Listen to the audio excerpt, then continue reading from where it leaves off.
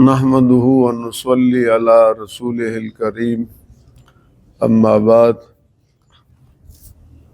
اعوذ باللہ من الشیطان الرجیم بسم اللہ الرحمن الرحیم ما كان محمد ابا احد من رجالکم ولكن رسول اللہ وخاتم النبیین وقال النبی صلی اللہ علیہ وسلم انا خاتم النبیین لا نبی بعدی او کما قال صلی اللہ علیہ وسلم۔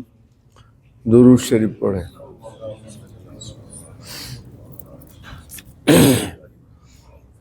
ہمارا یہ 67واں درس ہے، 67۔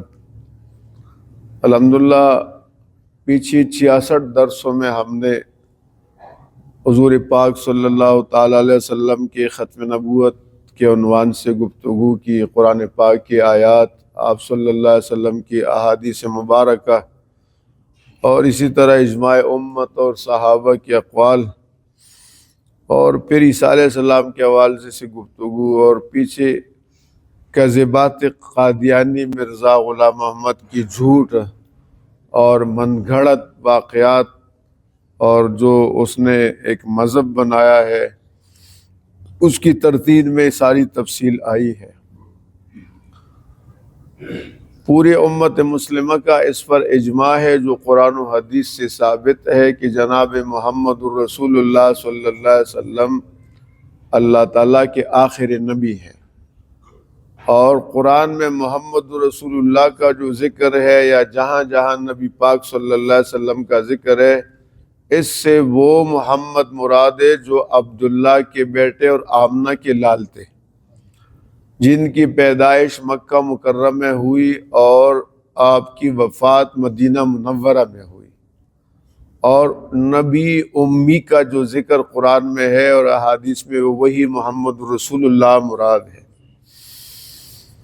اور جن کا خلیفہ ابو بکر صدیق، عمر فاروق اور عثمان غنی اور علی المرتضیٰ تھے۔ قادیانی وہ قرآن پاک کے اندر جہاں جناب رسول اللہ صلی اللہ علیہ وسلم کا ذکر ہے، ان آیات کو مرزا غلام احمد قادیانی پر فٹ کرتے ہیں، اور وہ بڑا جھوٹا دجال قسم کا آدمی تھا، تو وہ خود بھی بتاتا تھا کہ اس سے میں مراد ہوں۔ پھر وہ پاگل پن کا بھی شکار تھا کہ ایک طرف اپنے آپ کو محمد رسول اللہ کہہ رہے، تو ساتھ عیسیٰ ابن مریم بھی کہہ رہے، تو ساتھ امام مہدی بھی کہہ رہے، تو ساتھ مثل مسیح بھی کہہ رہے، وغیرہ وغیرہ۔ تو یہ صحت مند آدمی کی گفتگو نہیں ہوتی، اور اس کے علاوہ دیگر جو خرافات اس کے ہے۔ تو اس لیے ہم یہ چاہ رہے تھے کہ ہمارے درس کا ایک حصہ جو الحمدللہ تکمیل کو پہنچنے والا ہے، اور اس کے بعد پھر اسلام اور قادیانیت کا موازنہ، یہ ہمارا انشاءاللہ موضوع ہوگا، اور اس پہ ہم جانبین کے جو دلائل ہے ان پہ گفتگو کریں گے۔ تو اب تتمے کے طور پر اسی جھوٹے دجال کا تھوڑا سا تعارف بھی ہو جائے، جو قادیان میں تھا، پیدا ہوا تھا، اس لیے اس کی کتاب سے ہم لے لیتے ہیں۔ اگر امی کا ذکر ہے تو محمد رسول اللہ صلی اللہ علیہ وسلم نے کسی سے نہیں پڑھا تھا، یہ خود اپنی کتابوں میں اپنے کم از کم 3 استادوں کا تو ذکر کرتا ہے۔ تو اس لیے آج کے درس، اگر وہ کہہ رہے کہ میں مسیح ہوں، عیسیٰ، تو ان کے تو وہ تو بغیر باپ کے اللہ نے پیدا کیا تھا، یہ خود اپنے باپ کو اور دادا کا تک ذکر کر رہا ہے، اس اعتبار سے بھی جھوٹ ہے۔ تو اس لیے چند باتیں اس حوالے سے عرض کرنی ہے۔ اس کی کتاب ہے کتاب البریہ، اور ایک کتاب ہے اس کی روحانی خزائن۔ کتاب البریہ کی صفحہ نمبر 134 اور روحانی خزائن کی صفحہ 162 163، اور جلد نمبر 13 میں وہ لکھتا ہے کہ میرا نام غلام احمد، میرے والد صاحب کا نام غلام مرتضیٰ، اور دادا صاحب کا نام عطا محمد۔ ٹھیک ہو گیا؟ عیسیٰ علیہ السلام کا والد کوئی نہیں ہے، دادا کوئی نہیں ہے، اوپر کوئی نہیں ہے، خطہ ختم۔ نانا تو ہے لیکن دادا کوئی نہیں ہے۔ یہ سب سے پہلا جھوٹا، اس کا جھوٹ پکڑا گیا، کہ وہ کہتے ہیں میں وہی مسیح ہوں جس کا قرآن میں ذکر ہے، تو خود بتا رہے کہ میرے باپ کا نام غلام مرتضیٰ تھا اور دادا کا نام عطا محمد تھا اور پردادا کا نام گل محمد تھا، ٹھیک ہو گیا؟ تو جھوٹ ہے۔ اور پھر کہتے جیسا کہ بیان کیا گیا ہماری قوم مغل برلا سے اور میرے بزرگوں کی پرانے کاغذات سے جو اب تک محفوظ ہے معلوم ہوتا ہے کہ وہ اس ملک میں سمرقند سے آئے تھے۔ یہ ایک بات ہوئی۔ دوسری بات، وہ جو عیسیٰ ابن مریم تھے وہ تو شام میں دمشق میں حضرت مریم رضی اللہ عنہا کا جو ذکر قرآن کے اندر ہے، ابھی ہمارا پیچھے سورہ مریم چل رہا ہے، وہ ان کا مولد معلوم ہے، ماں کا نام معلوم ہے۔ محمد صلی اللہ علیہ وسلم ہے تو ان کا مولد بھی معلوم ہے کہ مکہ مکرمہ، بلکہ آج بھی الحمدللہ وہ جگہ محفوظ ہے۔ والد معلوم ہے، دادا عبد المطلب معلوم ہے، والدہ کی طرف سے پورا رشتہ معلوم ہے۔ وہ آپ کبھی اس طرف آئی ہی نہیں ہے، کبھی بھی نہیں آئے۔ آپ کے سپاہی اور سپہ سالار تو آ گئے، صحابہ پوری دنیا میں پھیل گئے، لیکن خود حضور پاک صلی اللہ علیہ وسلم تبوک تک گئے اور حجاز مقدس کے اندر رہے، بس۔ تو یہ کہہ رہے کہ میری پیدائش، اسی کتاب کا حوالہ جو میں نے دیا اس کے اندر وہ کہتے ہیں کہ 1839 یا 1840 میں سکھوں کے آخری وقت میں ہوئی ہے، اور جب 1857 کا جو واقعہ ہوا، جو میرٹھ شہر، ہندوستان کے میرٹھ شہر سے جنگ آزادی کا سلسلہ چلا تھا، اس وقت یہ بتا رہے کہ میری عمر 16 یا 17 سال تھی۔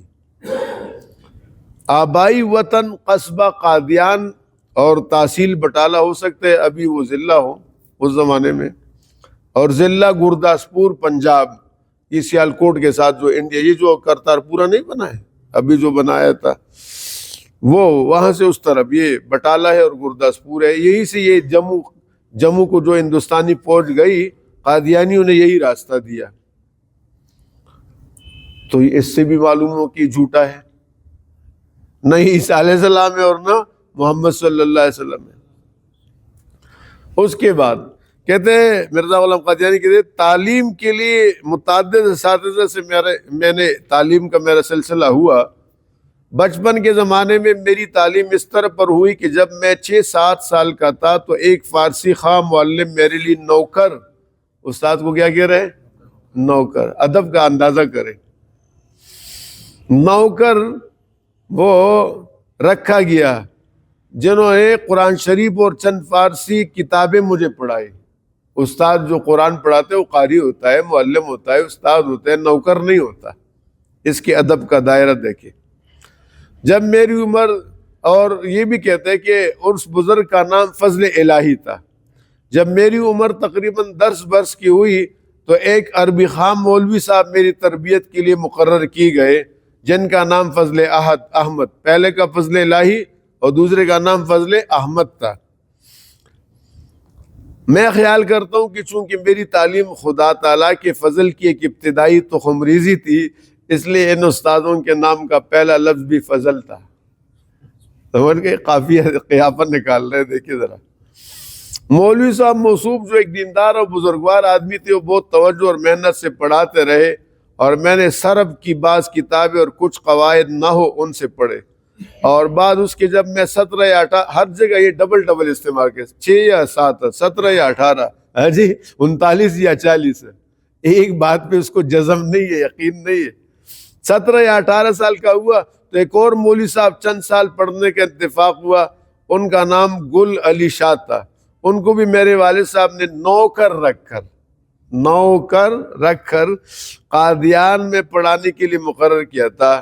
یہ اصل میں جو لوگ احساسی کمتری کے میں مبتلا ہوتے ہیں نا، اندر سے چھوٹے ہوتے ہیں، اپنے آپ کو بڑا ظاہر کرنے کے لیے ایسے الفاظ استعمال، ہم بڑے لوگ تھے، مطلب یہ تو کہہ نہیں سکتے، اس لیے استاد کو جب نوکر کہہ رہے اپنے آپ کو بڑا ثابت کر رہے کہ میرے والد نے میرے لیے نوکر رکھا، مقرر کیا۔ آخر الذکر مولوی صاحب سے میں نے نحو اور منطق اور حکمت وغیرہ علوم مروجہ کو جہاں تک اللہ نے چاہا تو حاصل کیا۔ بعض طبابت کی کتابیں میں نے اپنے والد سے پڑھی، اور وہ فن طباوت میں بڑے حاذق اور ماہر اور طبیب تھے، اور ان دونوں میں مجھے کتابوں کے دیکھنے کی طرف اس قدر توجہ تھی گویا میں دنیا میں نہ تھا۔ ہمارے نبی پاک صلی اللہ علیہ وسلم نے تو ایک کتابچہ بھی نہیں پڑھا تھا، ایک صفحہ بھی نہیں پڑھا تھا، ان کو پڑھانے والا کوئی نہیں تھا، اللہ کی طرف سے براہ راست آپ کی تربیت ہو رہی تھی۔ تو یہ مجھے ایک دن ایک ساتھی نے کہا، مرزا مسرور لندن میں ایک آدمی کو قادیانی بنا رہا تھا، تو وہ مجھے کہہ رہے یہ دیکھو اس کی بارت سنو کیا کہہ رہے۔ اب وہ اس کو لا الہ الا اللہ محمد رسول اللہ بھی کہہ رہے اور ساتھ ہی بھی کہہ رہے کہ that I believe the latest messenger اور پرافٹ از دا محمد صلی اللہ علیہ وسلم پیس بی اپان ہم۔ انگریزی میں اس کو کرا رہے، کہتے تو حضور کو خاتم النبیین مان رہے، the latest messenger and prophet, پیغام پہنچانے والا پیغمبر۔ میں نے کہا یہی المیہ ہے نا۔ اب ان سے جب پوچھے تو کہیں گے یہ جو لیٹسٹ میسنجر تو مرزا غلام قادیانی مان رہے، یہ ہے گڑبڑ ان کا۔ آپ بات سمجھ گئے؟ یہ عام لوگوں کو اس کا پتہ نہیں ہوتا، عام آدمی کہتے ہیں تو دیکھو ختم نبوت مان رہے۔ وہ جتنے جناب رسول اللہ صلی اللہ علیہ وسلم کے لیے کلمات، القابات اور صفات ہے وہ سب قادیانی پر فٹ کرتے ہیں، یہ ہے گڑبڑ۔ تو یہاں جوانی میں کہتے ہیں مرزا غلام قادیانی بڑا آوارہ گرد تھا۔ جوانی میں جب قدم رکھا تو نادان دوست اور احبابوں کی بدولت آوارہ گردی میں مبتلا ہو گیا۔ کس چیز میں؟ نبی کی شان یہ ہوتی ہے، اندازہ کرے اس کا اپنا بیٹا، اس کا نام بشیر احمد تھا، اس نے لکھا ہے کہ مجھ سے حضرت والدہ صاحبہ نے ایک دفعہ اپنی جوانی کے زمانے میں حضرت مسیح موعود، اسی باپ کو کہہ رہے مسیح موعود، یہاں ان کو عیسیٰ علیہ السلام کہہ رہے۔ بھائی عیسیٰ علیہ السلام الگ شخصیت ہے، محمد رسول اللہ الگ شخص۔ یہ پاگل کبھی اپنے آپ کو وہ کہتے کبھی وہ کہتے، رکتا نہیں کسی بات پہ۔ کہتے ہیں کہ تمہارے دادا کی پینشن وصول کرنے گئے تو پیچھے یعنی مرزا غلام احمد قادیانی گیا دادا کا اپنے والد کا پینشن وصول کرنے کے لیے، تو پیچھے مرزا امام دین بھی چلا گیا، پینشن وصول کر لیا اور ان کو پسلا دکرا کر سیالکوٹ سے لاہور لے گئے۔ تو لاہور تو پھر اس زمانے میں مرکز تھا نا عیاشی کا، شاید ابھی بھی ہو، لیکن وہ اس وقت اس زمانے میں کھلے عام بازار لگتے تھے، منڈیاں لگتی تھی، عورتوں کی خرید و فروخت ہوتے تھے۔ کہتے ہیں خوب گھمایا پھرایا، سب کچھ کر کے جب سارا پیسہ اڑا دیا، یہ ماضی میں، یہ مستقبل میں نبی بننے والا ہے۔ پیسہ سارا اڑانے کے بعد اب اس کو کہتے ہیں حضرت مسیح موعود کو شرم آئی کہ واپس کیسے جاؤں گا، اس لیے واپس نہیں ہے، چنانچہ بھاگ گیا، بھگوڑا ہو گیا، ٹھیک ہو گیا۔ اس کے بعد پھر ایک اچھی جگہ پہنچ گیا، کچہری پہنچ گیا۔